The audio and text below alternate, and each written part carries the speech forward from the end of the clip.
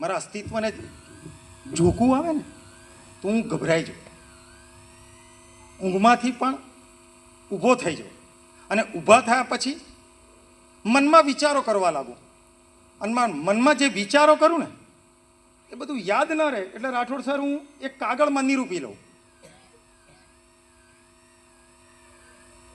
એવું મેં પ્રિપેર થઈને જાઉં કે હવે પ્રિપરેશન વગરની જિંદગી નકામી.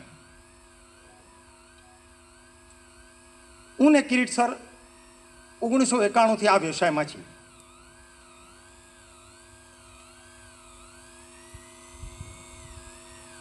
બે સિદ્ધાંતોને પાલન કરીશ.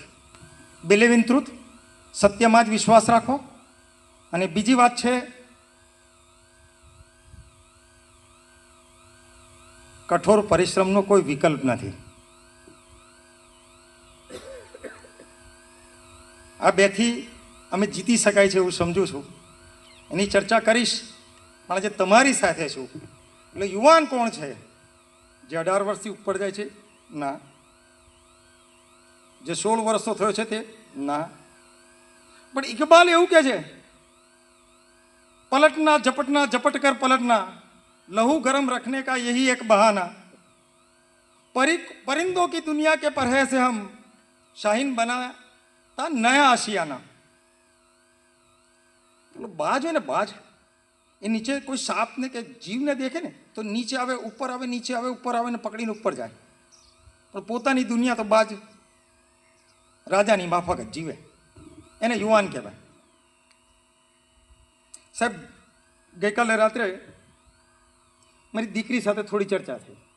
મને કે ડેડી, આ જનરેશન તમારી બદલાઈ જાય છે, આ છોકરા નવા આવે છે, તમે પહેલાં શ્લોકથી કહેતા હતા કે આવા વિદ્યાર્થીઓ હોવા જોઈએ, તો કે નવો વિદ્યાર્થી કેવો હોવો જોઈએ? દીકરી MBBSમાં છે, ફાઇનલ યરમાં છે, રીડિંગ વેકેશન મારે ઘરે આવી છે. મેં કીધું કે બેટા, આમ તો શ્લોક એવું કહે છે, કાગચેષ્ટા બકત ધ્યાનમ સ્વાન નિંદ્રા તથૈવ ચ અલ્પહારી ગૃહ ત્યાગી એવમ પંચલક્ષણમ. અમે જ્યારે ભણતા ત્યારે અમારા ગુરુ આવું જ કહેતા હતા. કાગડા જેવી ચેષ્ટા હોય, બગલા જેવું ધ્યાન હોય, શ્વાન જેવી નિંદ્રા હોય, ઓછું આહાર લેતો હોય અને ગ્રહને ત્યાગ કરવા માટે રાજી હોય, એ જ વિદ્યાર્થી છે. આમાં તો કોઈ પશુ 5 વસ્તુ દેખાતી નથી. કારણ કે નવી જનરેશનનું બાળક છે, AI બાળક છે. બાળકમાં બહુ મોટો ફેરફાર દેખાય છે. નવી વાત સ્વીકારવા તૈયાર છે. અમે આઉટડેટેડ થઈ જઈએ એટલે એ લોકોને અમે શૂટમાં બોલ્યા અને અમે આવામાં આવ્યા. કારણ કે ન્યૂ જનરેશન છે, એને પણ હું સ્વીકારું છું. તો કે બાળક શું છે? મેં કીધું બેટા, વોટ ઇઝ લાઈફ? તો કે life is enjoy every moments. દીકરી એવું કહે છે. નવી જનરેશનની આ માનસિકતા છે. તો મેં એને કીધું કે ના બેટા, it's a full of care. It's a full of care. તો કેવું ડેડી? તો કે સ્ટ્રગલ તો છે, પછી ફૂલ ઓફ કેર કરીને શું જવાનું? જે આવશે એને લડી લઈશું. તો કે સિસ્ટમ ચેન્જ ના થઈ જાય? ના, લર્નિંગના એટીટ્યુડ બદલાઈ ગયા છે. તો કે નવા એટીટ્યુડ શું છે? લર્નિંગ શા માટે? એ સિસ્ટમ બદલાવી ના જોઈએ? શા માટે ભણતર? શા માટે એજ્યુકેશન? તો કે લર્નિંગ ટુ નો, જ્ઞાન મેળવવા માટે ભણતર હોવું જોઈએ.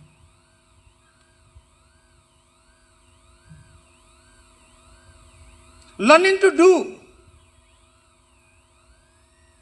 જ્ઞાન સર્જન કરવા માટે હોવું જોઈએ. કેળવણી સર્જન કરવા માટે હોવું જોઈએ. લર્નિંગ ટુ લીવ ટુગેધર, આ બહુ જ મોટી વાત કહેવા જઈ રહ્યો છું. સહજીવન માટેનું અભ્યાસ એટલે શું સર? અત્યારે છોકરો પોતાના મિત્ર સાથે સ્વસ્થ નથી રહી શકતો. એક બાળક પોતાના પિતા સાથે કે માતા સાથે સ્વસ્થ નથી રહી શકતું. બે રાષ્ટ્ર વચ્ચેના, બે આંતર દેશ વચ્ચેના, આંતરરાજ્યો વચ્ચેના, આંતરજ્ઞાતિ વચ્ચેના માટેની કેળવણીના અભાવના કારણે અથવા જ્ઞાનના અભાવના કારણે દેશ અને માણસો વિભાજિત થઈ રહ્યા છે. તો પહેલું શિક્ષણ કયું? Learning to live together. સહજીવન માટેનું ભણતર હોવું જોઈએ. કે છેલ્લે સર આ બધું કર્યા પછી કે આ તો કરવાનું જ છે, એડજસ્ટ થઈ જઈશું, પણ અમારું શું એમ? મેં કહ્યું છેલ્લો સિદ્ધાંત છે લર્નિંગ ટુ લીવ. અસ્તિત્વનો સિદ્ધાંત. મનુષ્ય અસ્તિત્વમાં આવ્યો ને ત્યારથી આ સિદ્ધાંતને અનુસરે છે, અને સિદ્ધાંતનું નામ છે ડાર્વિનનો સિદ્ધાંત. એમાં હું કે તમે બહાર આવી શક્યા નથી. અમે બહુ નાની સ્પર્ધાઓ કરતા હતા. 11-12ના બેઝ પર એડમિશન મળી જતું હતું. હવે કોમ્પિટિટિવ એ એક્ઝામિનેશન સાહેબ નેશનલ અને પાર્શિયલ ઇન્ટરનેશનલ એક્ઝામિનેશન આવી ગઈ. એ પછી કોમર્સ ડિપાર્ટમેન્ટની એક્ઝામિનેશન હોય કે સાયન્સ ડિપાર્ટમેન્ટની એક્ઝામિનેશન હોય. તો આ માટેનું અભ્યાસ માટે બાળકે કરવાનું શું? રીલ બનાવી, આનંદ કરી લેવો, તો શું ફેક જિંદગી જીવી?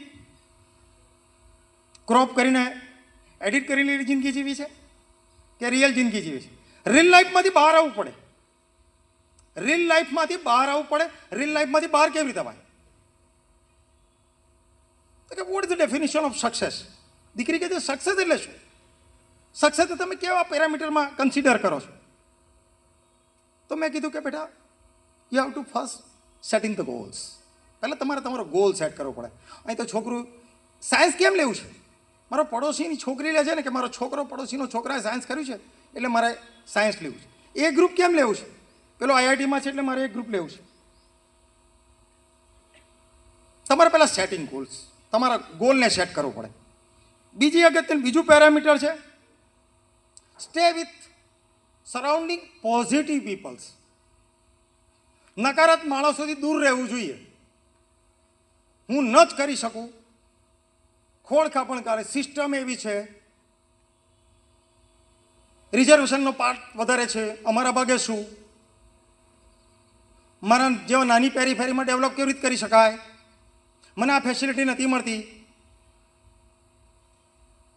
કેટલીક નકારાત્મક માનસિકતાથી ઊભું ન થવું જોઈએ.